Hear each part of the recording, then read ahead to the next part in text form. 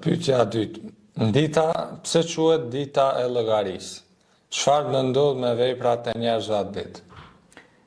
Dita e llogarisë për shkak se inna Allah seriul hisab, Allahu do t'i marrë në hesab njerëzit, në llogaritje, në llogaridhoni. Pra, të gjithë ne do t'i japim llogari për veprat tona në këtë botë. Dhe në surën Kehf është një ajet kuranor që tregon dhe thotë, ç'është puna e këtij libri që s'ka lënë mëkat madh as vogël, por po e shënua. Pra, libër i evidencës, si database, domethënë gjithçka mohet evidencë aty, pastaj Kiramun këtë i bin me lajke e krahut djallë dhe të majtë që ata vazhdimisht shënojnë. Dhe quhet dita e llogaridhënies për shembull, sepse shembull konkret sepse atë ditë njerëzit do të japin pra llogari. Të pyesim ty për yeseluna kanil yawmil qiyama, pyesim ty për ditën e kiametit. Shpesh herë këto pyetje pra në formë alegorike shtrohen nga Kurani famlar për t'u treguar njerëzve që mi mbledh me atë njerëzit e me ditë se është një ditë e llogarisë, edhe të gjithë do të japim llogari. Omeri radiallahu anhu, shoku i Resulullah sallallahu alaihi wasallam, thotë llogarit në veten përpara se të llogariteni. Edhe çdo mbrëmje ai kur ka rënë me fjet e ka vendos peshore, çka kom bë mirë sot, çka kom mujt me gabu sot. Që ditën tjetër me shtun peshorën e tij, në llogarinë e peshorës tij punë të mira më shumë. Domethënë edhe me rrallu ato gabimet e mundshme që i ka bërë gjatë ditës.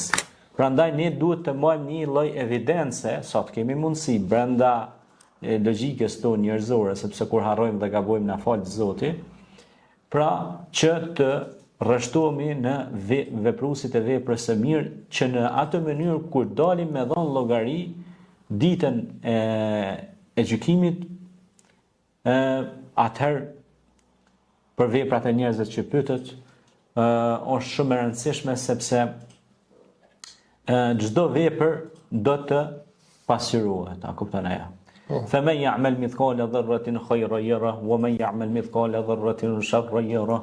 Kush ka bën një të mirë që i peshon sa grinca, atë do ta gjejë. Por edhe të kundërtën, atë do ta gjejë. Kështu që duhet më mundu me i shtu në ato të mira qofshin dhe të vogla, me i shtu që mu mush mizani ose peshoria jonë mu mush sa më shumë me këto veprat mira, mu bë troç bashk, e kur të bëhen këto kallabllak bashkë të veprat mira, na përfshin rahmeti, mëshira e Zotit. E atëherë punët e mira ja u mujnë të këqijave, pra i mposhtin të këqijat.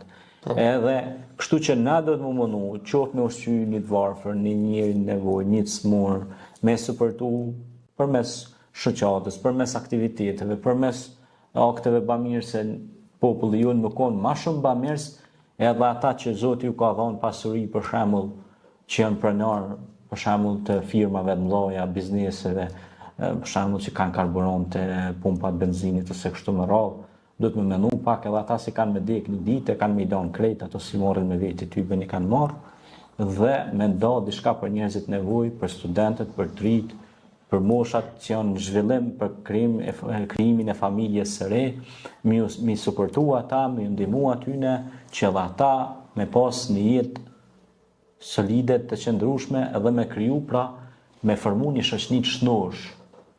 Sepse për çata është dita e llogaridhënies. Na kena me dhënë llogari edhe për pasurinë tonë. Kena me dhënë llogari edhe për të folurit çka flasim. Kena me dhënë llogari edhe për kom tona ku kena me shkue.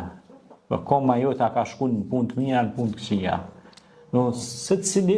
Secila gjë kena me dhënë llogari për çdo send, prandaj duhet të qenë shumë të kujdesshëm se është krijuesi që na sheh. Jo, sikur i ka thonë ajo vajza, ajo çika e re, i ka thonë nonse babës vet, i kanë thonë ato shtoja pak ujë tomlit. I ka thonë hajtë se s'na sheh Homeri, i ka thonë atë. Homeri ka qenë prisi muslimanëve. I ka thonë çikave ato, o babo, non, i ka thonë nëse s'sheh Homeri, sheh krijuesi Homeri dhe krijuesi juaj është Allahu dhe shanu. Prandaj keni kujdes se keni me dhënë llogari para Zotit që keni shtue pra tomlit ujë, qumshtit.